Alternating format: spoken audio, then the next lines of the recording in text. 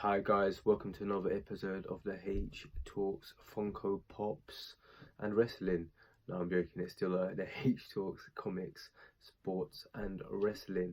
First up guys, I've had a big think about this, and this video is going to be about WWE, but it's probably going to be my last WWE related video. I'm going to be honest with you guys, I haven't really enjoyed WWE content for a long time. I still watch bits and bobs, but I've only been really watching Raw and SmackDown, so I can do these reviews for you guys. It's not enjoyable anymore. I know that WWE is obviously a bigger name than AEW and New Japan Pro Wrestling, PWG, Ring of Honor, MLW, but I actually enjoy all the other brands. I'm just going to be honest with you guys. Also, I've looked at my viewership, and my viewership is mainly boxing, so I'm going to carry on talking boxing because I enjoy talking boxing. I get a lot of views on there. People like my analysis on that. They like, I don't know, I guess the banter. So yeah, this is going to be my last WWE Raw and SmackDown review, really. I'm still going to do pay-per-views sometimes, sporadically, so I may speak SummerSlam afterward, I may speak Survivor Series, WrestleManias, but I've got to be honest with you guys. You can probably hear my voice, by the way. I've been working a lot, so my voice is a bit hoarse today. Sorry for that. But yeah, I can't lie to you guys. It's just not enjoyable. It's actually a struggle. Like, I watched D1 Climax night 15. There will be videos of night 15 and 16 coming up after 16 happens, which is obviously tonight. And just watching the matches, watching Kenta and Ospreay and the storylines, and Lance Archer and Sanada and Zack Sabre Jr. and Kota Ibushi, and then even watching MLW and watching the amazing storylines with the Dynasty and the Heart Foundation, and then Country Unit and the Von Erichs and Tom Lord. It's just amazing storytelling, guys. I'm enjoying watching them. Like, I'm really enjoying MLW, New Japan, AEW. I know they haven't had a lot of shows, but I'm really enjoying it. And as much as I have Aleister Black, as I said, I would have had Ricochet, but then I had to replace it with Aleister Black because the guy couldn't find Ricochet. And as much as I've got the titles there, and I've got Macho Man there, and I've got Hulk Hogan, these guys aren't wrestling anymore. Do you know what I mean? Shawn Michaels was my favourite. I love Rey Mysterio. I still enjoy Ricochet, and I'll go out my way to watch Ricochet's matches, and I will still watch the occasional WWE content in terms of AJ Styles and Ricochet and Daniel Bryan, Roman Reigns, and people who I'm personally invested in, Samoa Joe. But I just can't be doing it anymore, guys. I'm sorry, but it's going to be my last ever, well, last ever for not ever, my last for a while WWE and SmackDown weekly review. I know my brother enjoys them as well, but sorry, Triple, it's gonna have to be my last one. I'm just not enjoying the product, and I'm an objective guy, and I want to be unbiased. And if I'm really not enjoying something that much, it's very hard to be unbiased against it.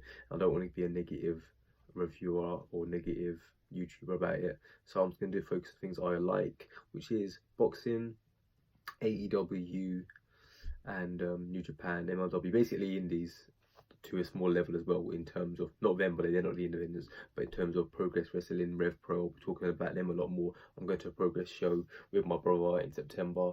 I'll do a full review of that on the night I've finished, or the next night. So no, it's going to be some exciting things for you guys up and coming. But yeah, just not as much mainstream WWE talk. So I hope you guys are happy with that, really. Let's go straight into it. I'm not going to talk about the whole shows because, as you probably understood, and I've probably made very clear, the shows I'm not enjoying them. I did watch them. There isn't much to say. Trying to think what's of note. So the Fiend, Bray Wyatt, came out, interrupted Kurt Angle refereeing Cedric Alexander. That was a proper Freudian slip, versus Drew McIntyre. That was exciting, I guess. The Fiend. Also on Monday, there's a stupid car crash angle, was enhanced a bit more. Samoa Joe showing care and worry for Roman Reigns. I was going to call him the Samoan Joe anyway. Was quite interesting. I'm not sure if they're going to put Samoa Joe as a face now or align him, but whatever. There was 6-man tags, etc. On SmackDown, Trish Stratus came out. She had a confrontation with Charlotte.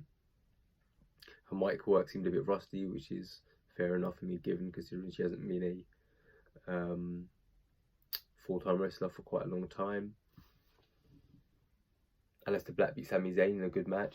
That was quite interesting. Shame that's not on the actual main SummerSlam card.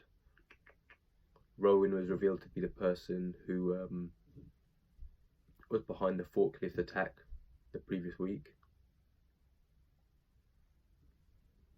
I'm trying to think. Roman Reigns beat up Buddy Murphy in the locker room. Dolph Ziggler squashed Rey Mysterio and Ali, and that's basically it, guys. I'd go through the SummerSlam card and predictions, but honestly, nothing's really interested me.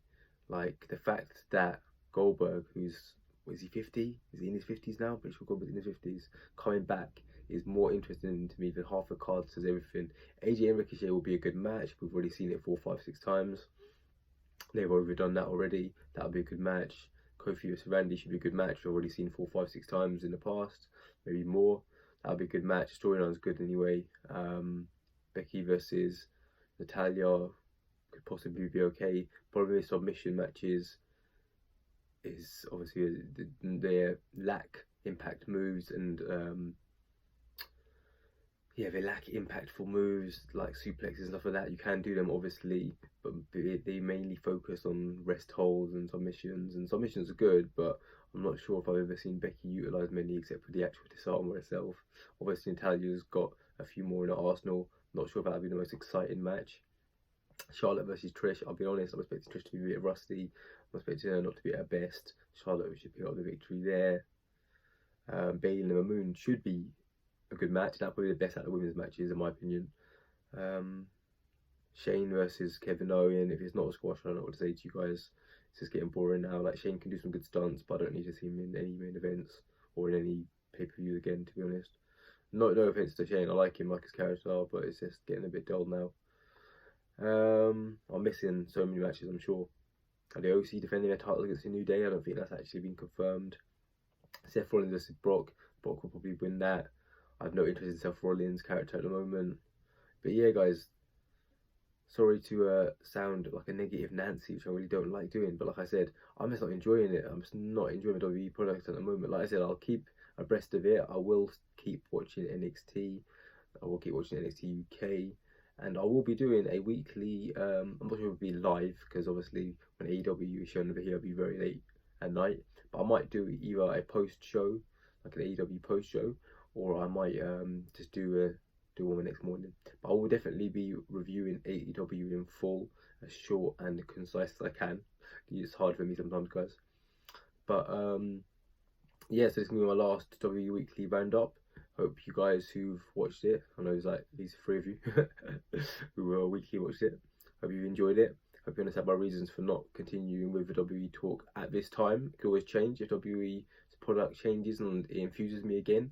But at the moment, I was going to focus on YouTube, at least, on talking boxing, New Japan, MLW, Ring of Honor occasionally, depending on the event. MLW, AEW, and like I said, more British independents like Progress and Rev Pro as well, guys. I will be doing some British independent highlights as well, like I did for the boxing, the fighter highlights. I'll be doing some British independent wrestler highlights coming up soon, in terms of me highlighting them and their best matches to watch and who they are. And it's going to be starting with OJMO coming out next week sometime. Just me talking about him, basically explaining to him and trying to give him a bit of a spotlight. After that, in the future, I'll be talking about guys like Dan Maloney, Jackson Hart, Big Wavy, etc, etc. Might as well live in Britain, from Britain, might as well talk about British wrestlers, right? But yeah, guys, hope you've enjoyed this video and the WWE videos in the past, and hope you understand my reasonings for discontinuing the WWE talk. Thanks a lot, guys. I appreciate it. Cheers.